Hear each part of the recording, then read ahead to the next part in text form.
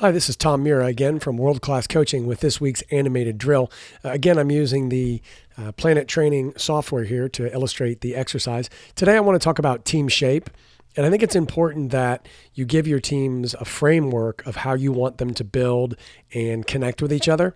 And I've found that doing that from building from the back, as kind of using that as the template, is the easiest and quickest way that happens often in the game, and it gives the players, this activity gives the players an idea of how to move relative to the ball and relative to each other.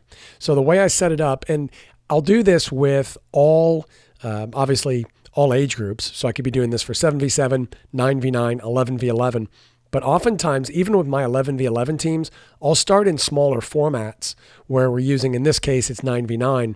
You could do it in 8v8 or 7v7, just to break them down into smaller pieces and to talk to the players about where they move in just smaller numbers. Gives you a way of getting everybody involved if you want to get this going on two ends of the field, or if you just want to have two groups working with a roster of 18, you can roll everybody through this exercise, have one group watching while the other group does it, go through it, and then have the group switch so they learn by watching it and then by doing it. So the basic format is to organize the number of players that you want to have. In this case, I've got 9 players, then with me in the middle with a soccer ball. You could also do that with a defender in the middle, but I like to control the ball and the service going in, so it dictates the pace of the play and different things I want to emphasize.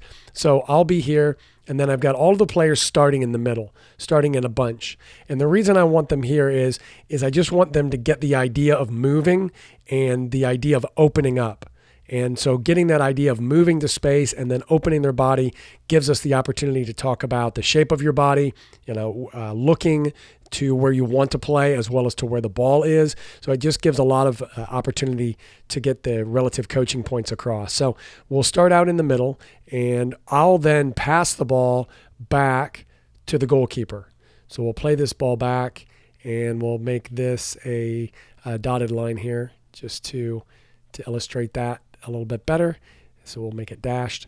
So we're passing the ball back to the goalkeeper. As soon as I pass it back, I want the players opening up. So I want the right back in this scenario, the right center backs, I should say, in this scenario, coming out to this side. Left center back coming here. Then we've got the left outside back going there, the right outside back going there. Then we've got the right attacking center midfielder there, left attacking center midfielder. The defensive center midfielder holds in this position, and the forward goes here. So obviously I've got this set up in a 9v9 where my formation here is 4 in the back, 3 in the midfield, and then 1 up front. Now this relates perfectly into 11v11, because if you're going to play a 4-3-3 and 11v11, all you've got to do is add the 2 outside forwards, and now you've built up to 11v11. But building from the back, I don't need those players to begin with to illustrate the way we're going to open up. So we just start it more simply, smaller numbers, and then we can break it down from there. So when the players open up, obviously we're talking about getting out wide, flipping their hips, opening up so they're side on to the ball so they can receive the ball on their back foot, open up, and play forward. The whole idea being, can we play forward and connect? When the ball goes back, now we start to talk to the players about how I want them to open up. Now, these players going wide, I'd actually ask them to stay on the insides of these cones here.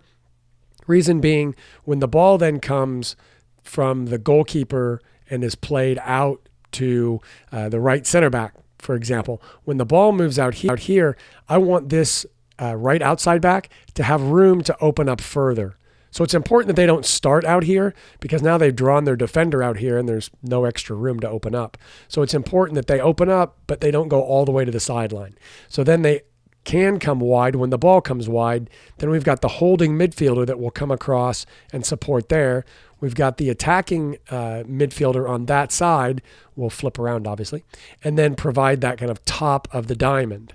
And so then perhaps we've got them at the top of the diamond, but we have our forward here as well. The thing I want from the forward is I want them showing a different pass. I don't want that forward just coming to this side, because that wouldn't make any sense. You're just doubling the effort here. I want the forward to find the window between that holding center midfielder and the attacking center midfielder to provide another option. Now, I mean, obviously it's rare that the player on the ball here is going to be able to then find all the way through to that player. But if we've played short a few times, and I'll just take part of this line. If we've played short a few times here or played wide, then potentially this player is going to be more open because the focus hasn't been on that player. And so then we'll be able to more easily find them in that gap. Obviously, that's the first pass. If we can find that pass, brilliant. If we can't, then we want to check down to see if we can get forward to the top of the diamond with the attacking center mid, or if we can play wide, which will allow us to then, play down the line and play into space, or if we need to play inside in order to go back outside. So what we'll do first is just talk about those movements. So we'll get the pass going from here to there, so the goalkeeper has the ball, and now it's up to the goalkeeper then to play it to either side. If they play it to this side, I want to see the players reacting to that and moving in that direction and flipping their hips and coming this way, or getting wide into the space and going that way into that space here, or then finding that window between the holding mid and the attacking mid there. So just depending on where the ball is. So then I'll have them go through that pattern as well. And once they understand where they're supposed to be, now, how did the players adjust their movements then? So we want this forward to stay away, perhaps, and then this attacking mid can either open up into the space to receive a ball down the line, or oftentimes they'll even drop back into this space to open up more room and create a 1v1. So they're still supporting on this angle. Here, they've obviously flipped around to face the ball. But any defenders in this space then will either have to make a choice between attacking the ball and then covering the player. If we have this player run into the space, then we're making it a little bit easier for those defenders, I think. So I like to clear out the space for that winger. Your philosophy could be different, and you can coach them however you want. But this format allows you to teach your players where you want them to go and when you want them to go there. So now, obviously, the next step to this would be to introduce pressure.